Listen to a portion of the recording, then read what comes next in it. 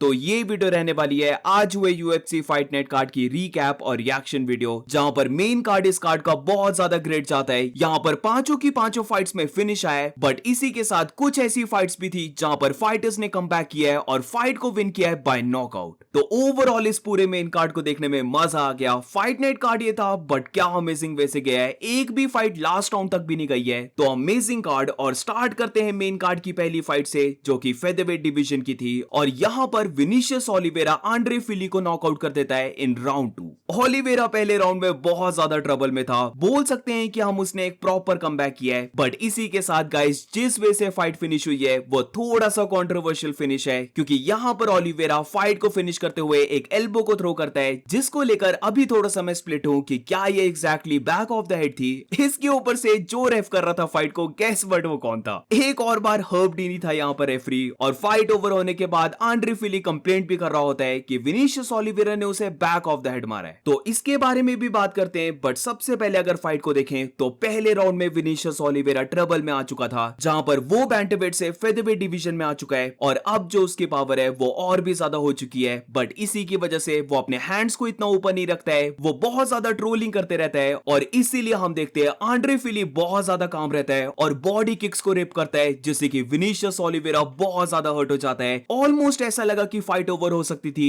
But मेरी opinion में Andre फिली ने फंबल कर दिया, जहां पर वो फिनिश के लिए नहीं चाहता है, बल्कि कुछ ज्यादा ही काम रहता है, अपने शॉट्स को पिक कर रहा होता है। और इसकी वजह से ओलिवेरा को रिकवर होने का टाइम मिल जाता है। ऑल्सो पहले राउंड में विनिशियस ओलिवेरा बहुत ज्यादा किक्स को थ्रो कर रहा होता है, और एक दो बार आंड्रे फिली चेक भी कर लेता है लेग किक्स को, जिसकी वजह से ओलिवेरा की राइट लेग चलना ही बंद कर जाती है। तो वंस अगेन मेरी ओपिनियन में आंड्रे फिली ने यहां पर फंबल कर दिया। अगर वो ओलिवेरा की पावर को रिस्पेक्ट नहीं देता और रियली ऑल आउट चले जाता, तो मुझे लगता है कि वो पहले ही राउंड में फाइट को फिनिश कर सकता था। अब जैसे ही सेकंड राउंड स्टार्ट हुआ, यहां से हम देखते हैं ओलिवेरा की पावर को, जहां पर वो ह्यूज शॉट्स को लैंड करने लग पड़ता है। और बोल सकते हो कि आंड्रे फिली इन शॉट्स को गुड वे से ले रहा था, वो एक बार भी ड्रॉप नहीं होता है और वो फायर बैक भी कर रहा था। तो इसीलिए ओलिवेरा बहुत ज्यादा क्लेवर वे से बॉडी को रिप करने लग पड़ता है, जहां पर वो हुक्स को थ्रो करने लग पड़ता है बॉडी पर। और यहीं से फिर आंड्रे फिली फेड आउट होने लग पड़ता है, जिधर ये बॉडी शॉट्स उसे बहुत ज्यादा हर्ट कर देते हैं। और फिर यहां से ओलिवेरा हेड शॉट्स को भी थ्रो करने लग पड़ता है, नीज को थ्रो कर रहा होता है, और आंड्रे फिली इन सबसे ऑलमोस्ट नॉकआउट हो चुका था।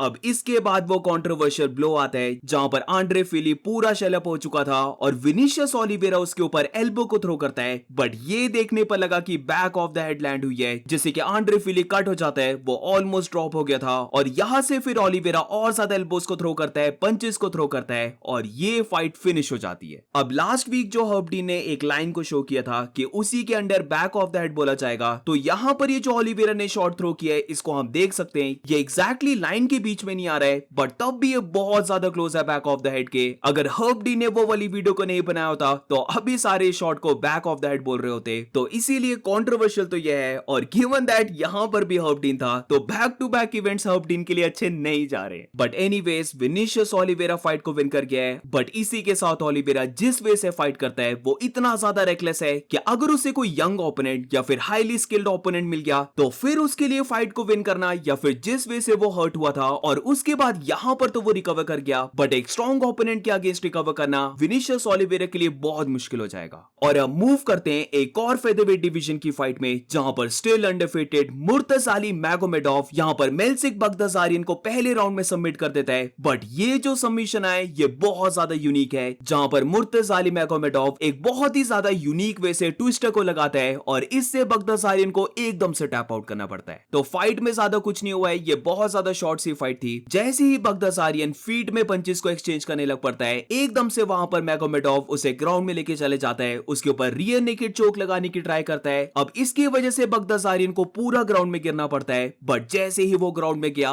एकदम से मैगोमेडोव यहां पर बॉडी ट्रायंगल लगा देता है। और जैसे ही बगदासारियन अपनी बॉडी को टर्न करता है, यहां पर मैगोमेडोव एक कन्वेंशनल ट्विस्टर तो नहीं बोल सकते, बट एक मॉडर्न ट्विस्टर तुम इसे बोल सकते हो, जहां पर मैगोमेडोव टाइटली स्क्वीज करते हुए हेड को पुश डाउन कर रहा है, और बगदासारियन को जो लेफ्ट हैंड है वो ट्रैप हो चुका है। और बगदासारियन की हम बॉडी को देख सकते हैं कि वो कितनी ज्यादा स्ट्रेच हो चुकी थी, पूरी ही ट्विस्ट हो चुकी थी, और इसीलिए बहुत ही जल्दी बगदासारियन यहां पर टैप आउट कर देता है। तो मुर्तजाली मैगोमेडोव की पहली फाइट यूएफसी में, और वो बहुत ही इंसेन वे से विन किया है। आई मीन पहली ही फाइट में ट्विस्टर को लगाना, ये डेफिनेटली उसकी काफी यूनिक विन है। और अब मूविंग ऑन, तो एक और फेदरवेट वेट डिवीजन की फाइट पे चलते हैं। यहाँ पर भी पहले राउंड में फिनिश आता है जिधर क्रिश्चियन रॉड्रिगेज ने हैदर अमील को सबमिट कर दिया। रॉड्रिगेज की तरफ से बहुत ही ज्यादा अमेजिंग फाइट, जहां पर पूरी फाइट में उसने हैदर अमील को जरा भी नहीं चलने दिया। एक बहुत यूनिक चीज हम यहाँ पर देख सकते थे, जो कि लग रहा है कि क्रिश्चियन रॉड्रिगेज प्लान बना के आया था, जहां पर जब भी हैदर अमील ने उसके ऊपर कोई लेग किक या फिर बॉडी किक थ्रो करने की ट्राई की है, एकदम से यहाँ पर क्रिश्चियन रॉड्रिगेज उसे 2 पंच कॉम्बो से काउंटर कर दे रहा था। 2-3 बार हम देखते भी हैं इन्हीं पंचेस से रॉड्रिगेज हैदर अमील को थोड़ा सा स्टन कर देता है, और इसी के साथ पहले वो फाइट में 2 बार हेड किक को ट्राई कर चुका था, जो कि पार्शियली लैंड होती हैं। बट फिर उसके बाद जब हैदर अमील थोड़ा सा टैग अप हो चुका और ब्रॉल करने की देखने लग पड़ा, तो यहाँ पर एक और बार क्रिश्चियन रॉड्रिगेज हेड किक को थ्रो करता है, जिधर लेफ्ट पंच के बाद वो एकदम से हेड किक को ले आता है, जो कि इस बार हैदर अमील के ऊपर क्लीन लैंड होती है। हैदर अमील यहाँ पर ड्रॉप हो जाता है और क्रिश्चियन रॉड्रिगेज एकदम से यहाँ पर गिलेटिन चोक को लॉक इन कर लेता है, जो कि बहुत ही ज्यादा डीप लग चुका था। हैदर अमील को टैप आउट करने का भी टाइम नहीं मिलता है और टैप आउट से पहले ही वो अनकॉशियस हो जाता है। तो बिल्कुल परफेक्ट गेम प्लान यहाँ पर क्रिश्चियन रॉड्रिगेज का, जहां पर जब भी हैदर अमील ने उसके ऊपर किक्स को थ्रो किया, एकदम से रॉड्रिगेज यहाँ पर उसे पंच से काउंटर कर दे रहा था, और इसी के साथ वो बार बार हेड किक को थ्रो करता है, जो कि इवेंचुअली उसकी लैंड होती है और हैदर अमील को वो सबमिट कर देता है। और अब मूविंग ऑन तो को मेन इवेंट पे चलते हैं, जहां पर ये को main event light heavyweight fighters की थी,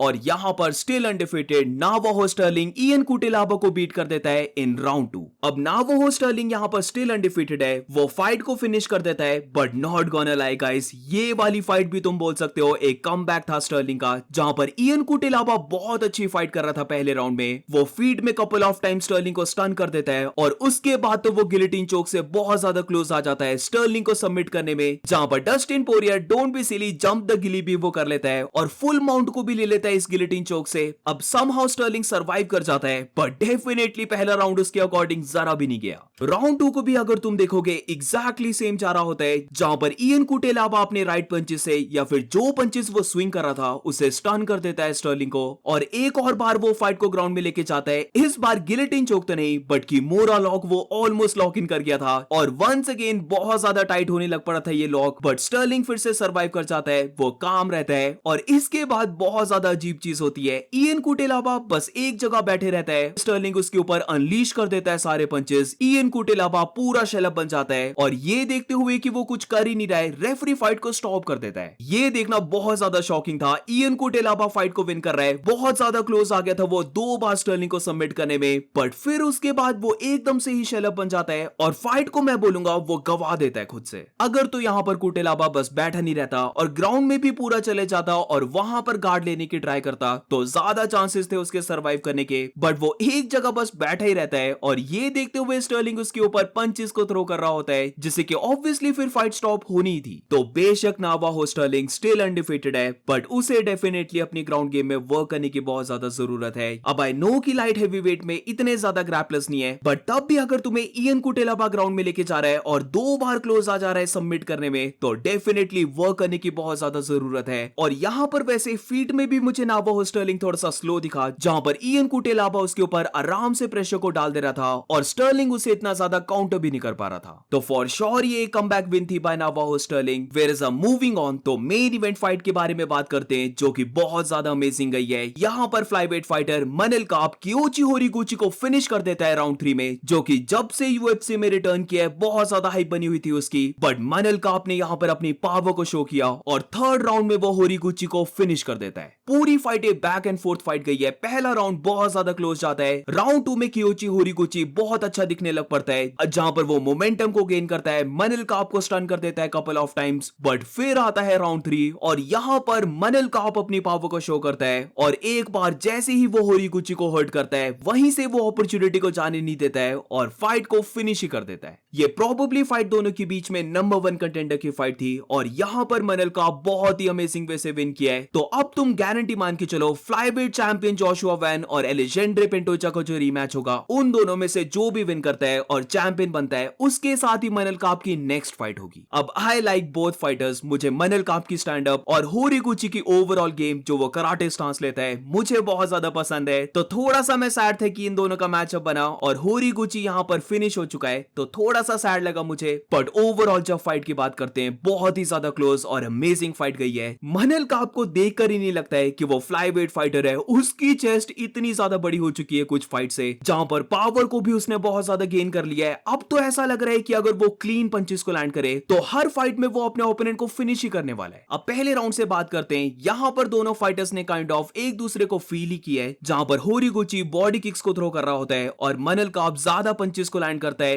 एक बार प्रेशर डालते हुए वो पंच कॉम्बो को लैंड करता है और होरिगुची को वो स्टन भी कर देता है, बट फिर होरिगुची फाइट को ग्राउंड में लेके चले जाता है और वहीं पर कंट्रोल पाता है। तो प्रीटी क्लोज पहला राउंड। बट फिर जब सेकंड राउंड की बात करते हैं तो यहां पर स्टार्टिंग ऑफ द राउंड में होरिगुची मनल काप के ऊपर लेफ्ट काउंटर शॉट को थ्रो कर देता है, जिससे कि मनल काप स्टन हो जाता है और यहां से फिर होरिगुची फाइट को ग्राउंड में लेके चले जाता है। और वैसे तो यहां पर ग्राउंड में दोनों ही फाइटर्स ने स्ट्राइक्स को एक्सचेंज किया, जहां पर होरिगुची एल्बोस को लैंड कर रहा होता है, पंचेस को लैंड कर रहा होता है और मनल काप खुद से भी थोड़ी सी एल्बोस को लैंड करता है। बट ओवरऑल ये जो पूरा राउंड था ये ग्राउंड में ही रहता है। और जिस वजह से ये राउंड जाता है, बोल सकते हो तुम कि होरिगुची के पास मोमेंटम आने लग पड़ा था। और उसके बाद फिर आता है राउंड 3। यही मोमेंटम होरिगुची कैरी कर रहा होता है। इधर एक बहुत ज्यादा यूनिक चीज होती है कमेंटेटर्स के अकॉर्डिंग। यहाँ पर मनल काप जो लेग किक को थ्रो करता है वो चेक करता है होरिगुची, बट फिर जब मैंने रीप्ले को देखा तो मुझे पर्सनली ऐसा लगता है जब लेफ्ट लेग किक को थ्रो किया मनल काप ने, तो जो उसकी राइट लेग थी वो उसकी मैट से स्लिप हो जाती है, इसलिए वो ग्राउंड में गिरता है। और तभी हम देखते हैं जब वो पीछे जा रहा होता है तो वो अपनी लेफ्ट लेग को नहीं देख रहा होता है जिससे उसने लेग किक को थ्रो किया था, बल्कि अपनी राइट लेग को देख रहा होता है, क्योंकि राइट लेग से वो स्लिप हुआ था। अब मुझे ऐसा लगता है होरिगुची को लगा कि मनल काप हर्ट हो चुका है, इसीलिए यहाँ पर होरिगुची ब्रॉल करने के लिए चले जाता है। वो 2-3 पंचेस को भी लैंड करता है काप के ऊपर, बट यहाँ पर गाइस पावर के डिफरेंस को हम क्लियरली देख सकते थे। होरिगुची यहाँ पर लेफ्ट पंच और राइट पंच को लैंड करता है, जिससे कि मनल काप डेफिनेटली थोड़ा सा स्टन हो गया। बट उसके बाद जब काप का राइट पंच कनेक्ट होता है तो होरिगुची पूरा ही स्टन हो जाता है। वो थोड़ा सा चिकन डांस करने लग पड़ता है, क्योंकि दोनों लेग्स उसकी जा चुकी थी और यहाँ से मनल काप पूरा उसके ऊपर चढ़ जाता है। एकदम से काप बैक टेक को ले लेता है और यहाँ से फिर वो बहुत बड़े पंचेस को थ्रो कर रहा होता है। अब वैसे तो होरिगुची सर्वाइव कर रहा था, वो ब्लॉक करने की भी ट्राई कर रहा था, बट फिर एक मनल काप का बहुत बड़ा पंच आता है जो कि क्लीन लैंड होता है होरिगुची के ऊपर। और होरिगुची को यहाँ पर तुम देखो उसका फेस प्लांट हो जाता है कैनवस पर, यानी कि वो फ्लैश नॉकआउट हो जाता है और इसीलिए रेफरी फाइट को स्टॉप कर देता है। बट क्योंकि ये फ्लैश नॉकआउट था तो एकदम से वापस आ जाता है होरिगुची और फिर से ब्लॉक करने की ट्राई करता है, बट तब तक फाइट ओवर हो चुकी थी। तो इसीलिए कुछ लोग बोल रहे हैं ये थोड़ा सा अर्ली स्टॉपेज है, बट मेरी ओपिनियन में ये बहुत अच्छा स्टॉपेज था, क्योंकि सबने होरिगुची को फ्लैश नॉकआउट होते हुए देखा, जहां पर उसका फेस पूरा कैनवस पे पड़ रहा है और उसी के बाद वो वेकअप कर रहा है फिर से। तो मेरी ओपिनियन में अगर ये फाइट स्टॉप नहीं होती तब भी काप ने विन करना था, बट होरिगुची ने और ज्यादा फालतू की बीटिंग लेनी थी। क्योंकि होरिगुची बहुत अच्छे मोमेंटम में चला हुआ था, मनल काप भी बहुत अच्छे मोमेंटम में था, बट होरिगुची की अलग ही हाइप बन चुकी थी। और अब हम देखते हैं मनल काप होरिगुची को फिनिश कर देता है। जो उसकी पावर है वो फ्लाईवेट डिवीजन के कंपैरिजन में बहुत ही ज्यादा इंसेन लग रही है। इसी के साथ जो काप की स्ट्राइकिंग है वहां पर वो पंच कॉम्बोस को लैंड करता है, जो उसका साइज है उसे वो फील करवाता है अपने ओपोनेंट्स को, जहां पर वो प्रेशर को डाल रहा है, फास्ट है बहुत ज्यादा और इसके साथ ह्यूज शॉट्स को लैंड कर रहा है। तो अमेजिंग विन मनल काप की और फाइनली अब लग रहा है कि उसे टाइटल शॉट मिलने वाला है। And that's it guys, amazing fight night card. Do let me know in the comments तुम्हें ये कार्ड कैसा लगा, कौन सी फाइट ने तुम्हें ज्यादा इंप्रेस किया। और अगर तुम्हें वीडियो अच्छी लगी हो तो please make sure to like subscribe और मिलते हैं नेक्स्ट वीडियो में।